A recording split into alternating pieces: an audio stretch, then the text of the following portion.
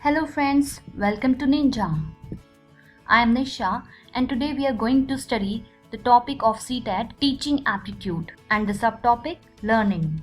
So let's read about the definition of learning. Learning जो होती है हमारे बिहेवियर को मॉडिफाई करती है, मतलब कि चेंज करती है. जो हमारा प्रेजेंट बिहेवियर है वो रिजल्ट होता है हमारा प्रीवियस नॉलेज का, जो हमने प्रीवियसली नॉलेज गेन की, प्लस न्यू नॉलेज का. और जब हमारी प्रीवियस नॉलेज और न्यू नॉलेज मिलती है तो हमारा जो बिहेवियर है वो चेंज होता है, मॉडिफाई होता है, अच्छे के लिए चेंज होता है और उसी को हम लर्निंग कहते हैं. आइए जानते हैं ट्रांसफर ऑफ लर्निंग के बारे में. यहाँ पर TOL जो लिखा है वो उसकी शॉर्ट फॉर्म है. T means transfer, O means of, L means learning. 3 type की ट्रांसफर ऑफ लर्निंग होती है. एक होती है पॉजिटिव ट्रांसफर ऑफ लर्निंग, एक होती है नेगेटिव ट्रांसफर ऑफ लर्निंग और एक होती है ज़ीरो ट्रांसफर ऑफ लर्निंग. तो जो पॉजिटिव ट्रांसफ़र ऑफ लर्निंग होती है उसमें क्या होता है कि जो प्रीवियसली हमने कॉन्सेप्ट समझा या सीखा वो हमारी नई नॉलेज को गेन करने में या नई लर्निंग में कम्प्लीटली यूज़ हो रहा है. फॉर एग्जांपल कि हमने मैथ्स में प्लस माइनस करना सीखा और वो प्लस माइनस जो है हमारे फिजिक्स के फॉर्मूलेस में यूज़ हो रहा है, तो उसको हम कहेंगे कि positive transfer of learning. Next is negative learning. Negative learning में क्या होता है, जो भी हमने समझा वो समझा तो सही लेकिन अप्लाई गलत तरीके से किया. फॉर एग्जाम्पल बच्चे ने सीखा कि BUT बट TO2 होता है, तो उसने क्या बोला कि PUT पट होना चाहिए और GO घू होना चाहिए, which is absolutely incorrect. Okay, तो यहाँ पर क्या हुआ कि उसने सीखा तो सही लेकिन अप्लाई गलत तरीके से किया. Next is zero transfer of learning. Zero transfer of learning में क्या होता है कि आपने जो भी कुछ समझा वो नई लर्निंग को सीखने में या नई चीज़ को सीखने में बिल्कुल भी यूज़फुल नहीं है. फॉर एग्जाम्पल मैथ्स हमें अच्छे से लर्न है तो उससे हमें इंग्लिश में कोई फ़ायदा नहीं होगा क्योंकि इंग्लिश में मैथ्स की बिल्कुल भी ज़रूरत नहीं पड़ती. This is known as zero transfer of learning. आइए जानते हैं टीचिंग लर्निंग मटेरियल, मतलब कि टीचिंग लर्निंग के दौरान हमें जिन जिन मटेरियल्स की ज़रूरत पड़ती है उनके बारे में समझते हैं. यहाँ पर 3 तरीके के टीचिंग लर्निंग मटेरियल दिखाएंगे हम आपको. एक होता है ऑडियो जिसमें सिर्फ आवाज़ आती है, एक होता है विजुअल जिसमें सिर्फ आप देख सकते हैं और तीसरा है ऑडियो विजुअल जिसमें कि आप सुन भी सकते हैं और देख भी सकते हैं. आइए शुरुआत करते हैं ऑडियो से.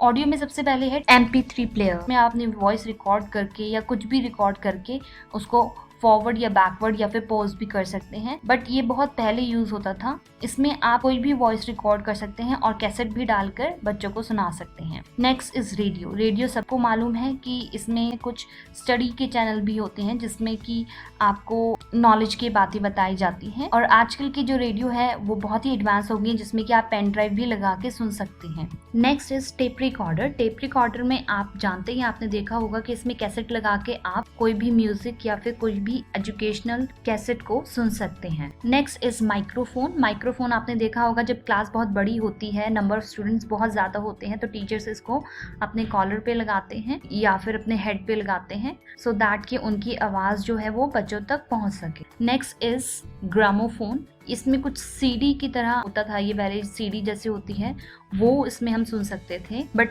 आजकल ये यूज़ नहीं होता है. Next one is lingua phone. Lingua phone भी कुछ ऐसा ही है जिसमें कि आप आवाज़ रिकॉर्ड कर सकते हैं या फिर कैसेट भी डाल के सुन सकते हैं, उसको रिवाइंड फॉरवर्ड भी कर सकते हैं. विजुअल्स में हमारा आता है बुक्स. इसके बारे में तो हमें बताने की ज़रूरत ही नहीं है, सबको पता है कि हम बुक्स से भी पढ़ते हैं. Next is newspaper. Another one is board. Board actually में अब बहुत सारे तरीके के बोर्ड आ गए हैं. पहले खाली ब्लैक बोर्ड होता था, वाइट बोर्ड भी है और अब ग्रीन बोर्ड भी आ चुका है. एक और भी है हमारा जो एड्यूकॉम का बोर्ड होता है, उसमें भी हम बच्चों को लिख के समझाते हैं. उसका जो पेन होता है वो बहुत डिफरेंट होता है, वो एड्यूकॉम के साथ ही अवेलेबल होता है. Next one is model. Models के थ्रू हम बच्चों को समझाते हैं. Next is chart, map, atlas. Atlas हमारी बुक होती है जिसमें डिफरेंट टाइप्स के मैप्स होते हैं. Next is dictionary, encyclopedia and the next one is epidiascope. Epidiascope एक ऐसा इंस्ट्रूमेंट है जिसमें कि आप किसी भी पिक्चर को जितना मर्जी चाहे जूम और स्मॉल कर सकते हैं. ये भी हमारे विजुअल टीचिंग लर्निंग मटेरियल में ही आता है. नेक्स्ट इज एजुकेशनल मैगजीन्स और ऑडियो विजुअल में हमारा आता है TV, LCD, LED, cinema hall या फिर थिएटर्स. थिएटर्स में एक्चुअली ये हमारे जो लिटरेचर के स्टूडेंट्स होते हैं उनके लिए बहुत यूज़फुल होते हैं. उनकी जो नॉवेल्स वगैरह होती हैं उनको आप एज अ मूवी के फॉर्म में भी देख सकते हैं. सो उनको पढ़ने की ज़रूरत नहीं पड़ती, वो डायरेक्ट मूवी देख के अपने नॉवल को या फिर अपने प्ले को समझ जाते हैं। Next is computer, next is video conferencing, जो आजकल हम बच्चे सब टीचर्स इसके थ्रू पढ़ाई कर रही हैं। Next is VCD DVD player, ये बहुत पहले यूज़ होता था। And the another one is projector. Projector में आप जो भी कंप्यूटर में चलाते हैं वो आपकी एक बड़ी सी स्क्रीन पे विजिबल हो जाता है। आइए जानते हैं टाइप्स ऑफ लर्निंग के बारे में। जिन्होंने मेरी पहली वीडियो देखी होगी उसमें बहुत ही ज़्यादा डिटेल में ये टाइप्स ऑफ टीचिंग बताई थी, तो उसी से रिलेटेड है हमारी types of learning. First one is stimulus. Stimulus में हमारा सिग्नल और रिस्पॉन्स से लर्निंग होती है। सो जैसे कि हमने पहले भी पढ़ा है, E.L. थॉर्नडाइक ने ट्रायल एंड एरर मेथड जो दिया था, सो सिमिलरली हमारी उस टाइप की लर्निंग भी होती है। Next one is classical conditioning, जो कि I.P. पैवलोन ने दी थी हमें, सिग्नल लर्निंग जिसको हम कहते हैं। उसमें क्या होता है, जो हमारे तरीके होते हैं वो तो पुराने ही होते हैं, लेकिन हम उनको नए तरीके से यूज़ करते हैं। Next one is operant conditioning, जो कि B.F. स्किनर ने ये दी थी। इसको हम इंस्ट्रूमेंटल लर्निंग कहते हैं, जिसमें कि बच्चे को मोटिवेट करने के लिए एंड में कुछ चीज़ दी जाती है एज अ रिवॉर्ड। इसमें लर्निंग थ्रू टूल्स और इसमें सेल्फ डिज़ायर भी होती है कि बच्चे का अगर दिल है या फिर कितना उसका दिल है वो चीज़ को सीखने का, उस पर भी हमारा ये डिपेंड करता है इस टाइप का लर्निंग जो होती है। Next one is insight learning. Insight learning was propounded by Wolfgang Kohler and Gestalt, that is why it is also known as Gestalt learning. Insight learning होती है learning through using mind, मतलब किसी चीज़ को समझकर याद करना। Next is latent learning. Latent learning was propounded by Tolman. इसमें क्या होता है, हिडन पैटर्न होते हैं। बच्चे को सिर्फ ये पहचानना होता है कि वो किस चीज़ में अच्छा है या फिर किस चीज़ में उस बच्चे का ज़्यादा इंटरेस्ट है, और उसी हिसाब से उसकी लर्निंग उस चीज़ में अच्छी हो जाती है। फॉर एग्जांपल, किसी बच्चे को इंग्लिश में ज़्यादा इंटरेस्ट है तो उस बच्चे को आप कोई भी सब्जेक्ट दो, बट उसका जो इंग्लिश में मार्क्स हैं वो ज़्यादा अच्छे आएंगे। Next one is sine learning. It was also propounded bye tall man. इसमें क्या होता है, एक बच्चे का हम एक गोल बना देते हैं और जब तक कोई गोल नहीं होगा तब तक वो कोई चीज़ लर्न नहीं करेगा, तो उस गोल तक पहुंचने के लिए वो स्टेप बाय स्टेप अपनी लर्निंग को आगे बढ़ाएगा। Next one is road learning. Road learning हमारा जो हम रट्टाफिकेशन मारते हैं उसको हम रोड लर्निंग कहते हैं। इसमें सिर्फ हम मेमोराइज करते हैं कोई भी चीज़ को रिपीटिवली पढ़ के। Next one is meaningful learning.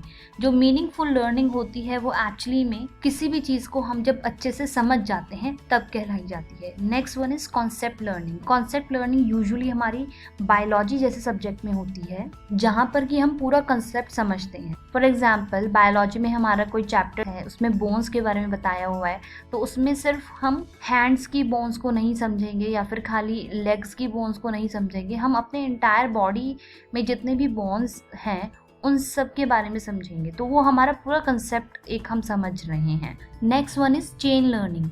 Chain learning usually हमारे साइंस जैसे सब्जेक्ट में होती है, जिसमें एक चीज़ दूसरी चीज़ से रिलेटेड होती है। चेन लर्निंग मैथ्स में भी देखी जा सकती है और यूजुअली ये वो होती है, फॉर एग्जांपल कि हमने पिछली क्लास में कोई चीज़ पढ़ी और वो हम उसको रिलेट कर रहे हैं नेक्स्ट क्लास से या नेक्स्ट टॉपिक से, तो उसको हम चेन लर्निंग कहते हैं। Next one is rule learning. इसमें क्या होता है, हम रूल्स के थ्रू किसी चीज़ को समझने की या फिर याद करने की कोशिश करें। जैसे कि मैथ्स में हमारे कुछ फॉर्मूलेज होती हैं, हम उनको लर्न करके ही कुछ चीज़ सीखते हैं, प्रॉब्लम सॉल्व करना सीखते हैं। सिमिलरली फिजिक्स में भी हमारे कुछ फॉर्मूलेज होते हैं एंड ग्रामर में हमारे कुछ रूल्स होते हैं जिनसे कि हमारे सेंटेंस स्ट्रक्चर बनता है। So this is what known as rule learning. तो उन रूल्स को समझकर हम लर्निंग करते हैं। Next is discrimination learning. Discrimination learning में क्या होता है, हम सिर्फ इंपॉर्टेंट पॉइंट्स पढ़ते हैं और बाकी को छोड़ देते हैं। यूजुअली डिस्क्रिमिनेशन लर्निंग हम एग्ज़ाम से एक दिन पहले करते हैं, क्योंकि उसमें हमारे पास टाइम नहीं होता है कि हम सारी चीज़ बहुत इलैबोरेट करके पढ़ें। Next is reception learning. Reception learning वो होती है जहाँ पर हम अपने लेवल ऑफ माइंड के हिसाब से चीज़ों को समझते हैं। Next is discovery learning. Discovery learning was propounded by J burner. इसमें क्या होता है, हमारा जो पास्ट एक्सपीरियंस होता है प्लस हमारी प्रेजेंट नॉलेज होती है, उससे जो हम डिस्कवर करते हैं, लर्निंग करते हैं, वो हमारी डिस्कवरी लर्निंग कहलाती हैं। और जब हम अपनी इंट्यूशन या फिर इमेजिनेशन या फिर क्रिएटिविटी को ऐड करते हैं किसी भी चीज़ को, नई चीज़ को समझने के लिए या किसी भी नए ट्रुथ को जानने के लिए या फिर किसी फैक्ट को डिस्कवर करने के लिए, तो उसको हम कहते हैं डिस्कवरी लर्निंग। डिस्कवरी लर्निंग के लिए बच्चे का क्रिएटिव होना बहुत ज़रूरी है। Next is e learning. E learning जैसे कि हमें पता ही है कि ऑडियो विजुअल के थ्रू अगर हम कुछ भी पढ़ते हैं तो उसको हम ई लर्निंग कहते हैं, जैसे कि कंप्यूटर से पढ़ना या फिर वीडियो कॉन्फ्रेंसिंग के थ्रू पढ़ना, तो वो हमारा कहलाएगा e learning. Next is face to face learning. Face to face learning usually हमारे क्लासरूम में होती है, जहाँ पर टीचर और स्टूडेंट्स एक दूसरे के सामने होते हैं और वो एक दूसरे के साथ इंटरेक्ट करते हैं, क्वेश्चंस भी पुट अप कर सकते हैं। Next is blended learning. Blended learning is the combination of e learning and face to face learning. और ये जो होती है ब्लेंडेड लर्निंग, ये यूजुअली हमारे टीचर्स के प्रेजेंस में होती है। जब टीचर किसी भी ऑडियो विजुअल मटेरियल के थ्रू बच्चों को पढ़ाता है तो उसको हम ब्लेंडेड लर्निंग कहते हैं, जैसे कि एड्यूकॉम क्लास होती है जो हम स्मार्ट क्लासरूम जिसको कहते हैं। Next is verbal association. Verbal association क्या होते हैं, जिसमें हम किसी भी चीज़ को समझते हैं, उस नॉलेज को अपने माइंड में रिटेन करते हैं, और जब भी हमें उस नॉलेज की ज़रूरत पड़ती है तो हम उस नॉलेज को, उस प्रॉब्लम को सॉल्व करने के लिए यूज़ करते हैं। अगर सेम सिचुएशन आती है तो हम उस सिचुएशन में अपने लर्न की हुई चीज़ों को यूज़ करते हैं। Learning disorders. हमारे जो टीचिंग लर्निंग प्रोसेस होता है उसमें बच्चों में बहुत लर्निंग डिसऑर्डर्स भी होते हैं, तो यहाँ पर कैटेगरी वाइज उनको डिवाइड किया हुआ है। First is reading disorders, second is writing disorders, third is mathematical disorders and fourth one is verbal disorder. So reading disorders में हमारी कुछ disorders यहाँ पर बताए हुए हैं, यहाँ पर सारे नहीं बताए हुए, कुछ important ही मैंने यहाँ पर mention किए हैं। So reading disorders में हमारा first है alexia, next is dyslexia and last one is apraxia. Writing disorders में हमारे 3 डिसऑर्डर्स यहाँ पर बताए हुए हैं, dyspraxia, dysgraphia and agraphia. Mathematical disorders में यहाँ पर 3 डिसऑर्डर्स बताए हुए हैं, lexical dyscalculia, graphical dyscalculia, verbal dyscalculia. Verbal disorders में हमारे 2 बताए हुए हैं, एफेसिया एंड डिस्फेसिया डिसऑर्डर। इनको हम बहुत ही डिटेल में पढ़ेंगे, लेकिन उससे पहले कुछ इंपॉर्टेंट चीज़ जान लेते हैं। कॉजेज ऑफ लर्निंग डिसऑर्डर्स, कि लर्निंग डिसऑर्डर्स एक्चुअली में होते क्यों हैं। यूजुअली यहाँ पर 5 मेन रीजंस बताए हुए हैं। ज़्यादातर बच्चों में लर्निंग डिसऑर्डर्स हेरिडिटी की वजह से होते हैं, कि लाइक पेरेंट्स में अगर कोई प्रॉब्लम है, कोई ऐसा डिसऑर्डर है, तो वो बच्चों में भी आ जाता है। और या फिर प्रेगनेंसी के टाइम पे या फिर बर्थ के टाइम पे अगर कोई प्रॉब्लम हो गई है तो वो भी लर्निंग डिसऑर्डर्स में ही काउंट होती है। फॉर एग्जांपल, बर्थ के इमीडिएटली बाद बच्चे का कोई एक्सीडेंट हो गया, उसको कहीं चोट लग गई है, तो तब भी हमारे लर्निंग डिसऑर्डर्स हो जाते हैं बच्चों में। कभी कभी सोशल एनवायरनमेंट की वजह से भी बच्चों में लर्निंग डिसऑर्डर्स होते हैं। फॉर एग्जांपल कि एनवायरनमेंट अच्छा नहीं है, उस बच्चे के आसपास का माहौल अच्छा नहीं है, उसको बहुत इन्फीरियर कॉम्प्लेक्स फील होता है, या फिर उसको ज़्यादा अपॉर्चुनिटीज़ नहीं मिल पाती लर्निंग के लिए, तो वो भी लर्निंग डिसऑर्डर्स में काउंट होता है। कई बार जेंडर भी बहुत मेजर इशू होता है लर्निंग डिसऑर्डर्स में। समटाइम्स के हम बॉय को ज़्यादा इंपॉर्टेंस देते हैं, ज़्यादा अपॉर्चुनिटीज़ देते हैं in comparison to girls. So these are all the causes of learning disorders. अब बहुत ही इंपॉर्टेंट डेफिनेशन में बताने जा रही हूँ यहाँ पर। न्यूरोलॉजिकल डिसऑर्डर जो होते हैं वो कौन से होते हैं। यूजुअली जो न्यूरोलॉजिकल डिसऑर्डर्स होते हैं वो हमारे नर्वस सिस्टम से रिलेटेड होते हैं। जो हमारा नर्वस सिस्टम होता है, पहले तो मैं उसके बारे में बता देती हूँ कि उसी से हमारा जो पूरे बॉडी के मूवमेंट्स होते हैं, वहीं से ही हमारा मैसेज ट्रांसफ़र होता है या जाता है, और वहीं से ही हमें हमारी बॉडी को मूवमेंट करने का मैसेज मिलता है। तो यहाँ पर क्या होता है कि जो हमारे माइंड में, जो हमारे नर्वस सिस्टम में स्ट्रक्चरल या फिर बायोकेमिकल या फिर इलेक्ट्रिकल एबनॉर्मेलिटीज आ जाए तो हमारे जो लर्निंग डिसऑर्डर्स हैं वो हो जाते हैं, क्योंकि हमारा जो ब्रेन है उससे हमारे स्पिनल कॉर्ड अटैच होती है और बाकी नर्व्स भी हमारे उससे अटैच होती हैं, जिसको कि अगर मैं नॉर्मल लैंग्वेज में बोलूँ, जब भी हम कोई काम करते हैं तो हमारे माइंड में एक मैसेज ट्रांसफ़र होता है। तो उस काम को करने के लिए हमारा जो माइंड है वो परमिशन देता है और बताता है कि वो काम कैसे करना है। उस प्रोसेस में जो हमारे कुछ सेल्स जो हैं वो हमारे मैसेज को ट्रांसफ़र करते हैं, वो मैसेज ट्रांसफ़र में अगर कुछ प्रॉब्लम हो जाए उनसे भी लर्निंग डिसऑर्डर्स हो सकते हैं। सो आइए सारे डिसऑर्डर्स को अब हम डिटेल में पढ़ते हैं। तो first one is reading disorders. उसमें पहला है एलेक्सिया। एलेक्सिया में क्या होता है कि जो बच्चा है वो लिखे हुए शब्दों को पहचान नहीं पाता है और इसी वजह से वो उनको ठीक से पढ़ भी नहीं पाता है।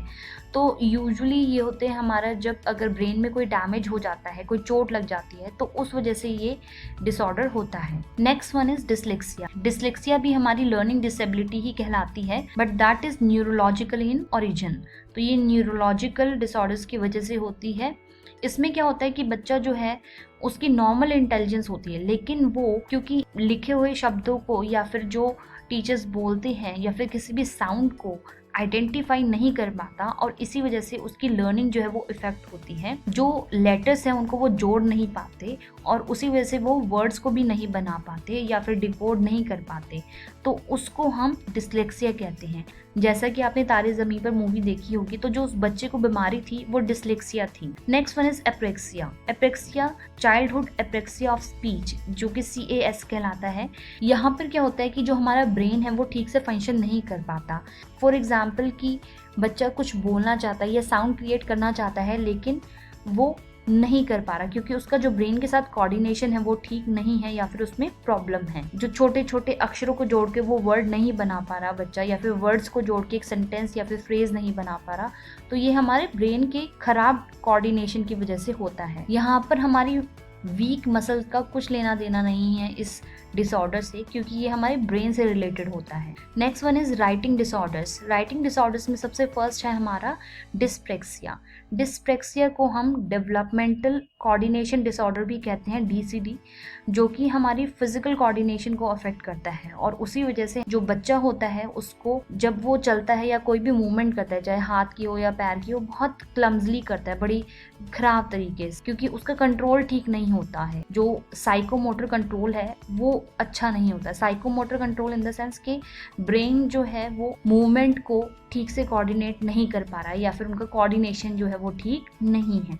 Next is dysgraphia. डिस्ग्राफिया होता है impaired letter writing by hand. मतलब कि कई बार बच्चा छोटा लिखता है फिर बड़ा लिखना शुरू कर देता है, फिर छोटा, या फिर मतलब टेढ़ा मेढ़ा या फिर उस तरीके से, तो उस वजह से उसके जो हैंड राइटिंग है वो ठीक से लिख नहीं पाता है, बड़ी खराब हो जाती है, जो कि पढ़ी भी नहीं जा सकती या फिर देखने में भी बहुत गंदी लगती है। तो उस प्रॉब्लम को हम कहते हैं dysgraphia. Next is agraphia. Agraphia क्या होता है कि यूजुअली ये भी राइटिंग से ही रिलेटेड है of course. Inability to form letters, के यहाँ पर बच्चा लेटर ही नहीं बना पाता है, मतलब A, B ठीक से वो नहीं बना पा रहा। यूजुअली क्या होता है इसमें पार्शियल पैरालिसिस अगर किसी को है या फिर उनकी जो मूवमेंट है वो वाइब्रेशन होती रहती है, उनके हाथ हिलते रहते हैं या फिर कुछ झटके आते रहते हैं, इनवॉलंटरी जर्क की मूवमेंट होती रहती है उनके हाथों में या फिर किसी भी बॉडी पार्ट में, तो उसको हम एग्रेफिया कहते हैं। जैसे कि समथिंग रिलेटेड टू हिच की मूवी जो अगर आपने देखी होगी, उसमें क्या होता है एकदम से झटका आता है, तो थोड़ा बहुत उसी से रिलेटेड है, नॉट एग्जैक्टली बट थोड़ा बहुत। फॉर एग्जाम्पल अगर किसी बच्चे को वाइब्रेशन कर रहा है, वो शेक कर रहा है या फिर अचानक से उसको कुछ झटके आते हैं उसके ब्रेन के डिसऑर्डर की वजह से, तो उसमें क्या होता है कि उसकी हैंडराइटिंग अफेक्ट होगी। अब पॉसिबल बात है अगर वो कुछ लिख रहा होगा तो वो हिल जाएगा और उस वजह से उसकी जो हैंडराइटिंग है वो बिगड़ जाएगी। सो उस प्रॉब्लम को हम एग्रेफिया कहते हैं। Next is mathematical disorders. Mathematical disorders में सबसे पहले आता है हमारा लेक्सिकल डिसकैल्कुलिया। इसमें क्या होता है कि जो बच्चा है वो सिंबल्स को नहीं पढ़ पाता ठीक से, जैसे कि प्लस या माइनस के छोटे छोटे सिंबल्स को भी वो ठीक से याद नहीं कर पाता या फिर पढ़ नहीं पाता। Next is graphical dyscalculia. इसमें क्या होता है जो बच्चा होता है वो मैथमेटिकल सिंबल्स को लिख नहीं पाता, उसको उन सिंबल्स को लिखने में प्रॉब्लम होती है और इस वजह से ही ग्राफिकल डिसकैल्कुलिया जैसी प्रॉब्लम्स होती हैं और उसकी लर्निंग को अफेक्ट करती हैं। Next is verbal dyscalculia. इसमें क्या होता है कि बच्चा जो है किसी भी चीज़ के अमाउंट को वो नेम नहीं कर पाता, जैसे कि कितना लीटर है या ज़्यादा है या उस चीज़ में कम है कोई क्वांटिटी, तो उस चीज़ को नेम करने में उसको प्रॉब्लम होती है और उसी को हम कहते हैं verbal dyscalculia. Next one is verbal disorders. So verbal disorders में फर्स्ट हमारा है एफेसिया। एफेसिया एक वो कंडीशन है जिसमें कम्प्लीटली हम जो कम्युनिकेशन की एबिलिटी है उसको खो देते हैं। ये यूजुअली हमारी स्पीकिंग, राइटिंग और अंडरस्टैंडिंग को अफेक्ट करता है, चाहे वो वर्बल हो या फिर रिटन हो। यूजुअली ये हमारा होता है अगर हमारे सर में चोट लग जाती है उस वजह से होता है। Next is डिस्फेसिया। डिस्फेसिया हमारा लैंग्वेज डिसऑर्डर है। इसमें क्या होता है कि हमारा जो ब्रेन होता है वो रिस्पॉन्सिबल होता है हमारे जितने भी थॉट्स हैं उनको स्पोकन लैंग्वेज में कन्वर्ट करने का। लेकिन अगर वो प्रोसेस ही हमारा डैमेज हो जाए और अगर हमारा जो ब्रेन है वो ठीक से फंक्शन ना करे तो उसको हम डिस्फेसिया कहते हैं। और ऑब्वियस सी बात है जो भी लोग इस डिसऑर्डर से अफेक्टेड हैं उनको बहुत ही ज़्यादा डिफ़िकल्टी होती है वर्बल कम्युनिकेशन में। आइए अब हम जानते हैं टाइप्स ऑफ टीचिंग के बारे में। तो यहाँ पर एक्चुअली में 6 टाइप्स की टीचिंग होती है, बट यहाँ पर पहले हम फर्स्ट 2 के बारे में पढ़ेंगे, macro and micro. Macro teaching जो होती है हमारी नॉर्मल क्लास में होती है, जैसे कि 45 मिनट्स का जो हमारा लेक्चर होता है या फिर क्लास होती है, उसमें नंबर ऑफ स्टूडेंट में सारी क्लास आती है, सारी इंटायर क्लास को मैक्रो टीचिंग में पढ़ाया जाता है। और उसमें जो फॉर्मेट होता है लेक्चर फॉर्मेट होता है और नए टॉपिक को इंट्रोड्यूस किया जाता है। जो मैक्रो टीचिंग होती है यूजुअली टीचर के लिए बहुत ज़्यादा सक्सेसफुल रही है, क्योंकि उसमें क्या होता है कि टीचर अपने ट्रैक पे रहता है और उसको पता होता है कि अपने गोल को कंप्लीट करने के लिए उसको किस किस तरीके से स्टेप बाय स्टेप आगे बढ़ना है, और उसको इनफ टाइम मिल जाता है अपनी कॉन्सेप्ट को या फिर अपने टॉपिक को समझाने का। वेयर एज माइक्रो टीचिंग अगर हम बात करें तो वो 10 to 15 मिनट्स की होती है और उसमें सिर्फ 5 या 10 स्टूडेंट होते हैं। इसमें क्या होता है कि बच्चे को फॉर एग्जांपल अगर कोई टॉपिक नहीं समझ आया तो वो उस बच्चे को अलग से जाके समझाती है या फिर उन बच्चों को ग्रुप बना के उनका जिनको सेम प्रॉब्लम है उनको समझाती हैं। ये क्लासरूम एक्टिविटीज़ में इंस्ट्रक्शन दे देती हैं, क्लास के अंदर ही बच्चों का अलग से ग्रुप बनाकर उनको समझाना। इसमें क्या होता है एडिशनल अटेंशन दी जाती है किसी एक पर्टिकुलर टॉपिक के पार्ट को जिसमें कि कुछ स्टूडेंट्स को प्रॉब्लम है। और ये जो होती है अप्रोच या फिर इस माइक्रो टीचिंग को लर्नर सेंटर्ड भी कहा गया है, क्योंकि इसमें बच्चे का ज़्यादा फायदा होता है, बच्चे को ज़्यादा अच्छे से समझ भी आता है। आइए जानते हैं duration of micro teaching in India developed by NCERT।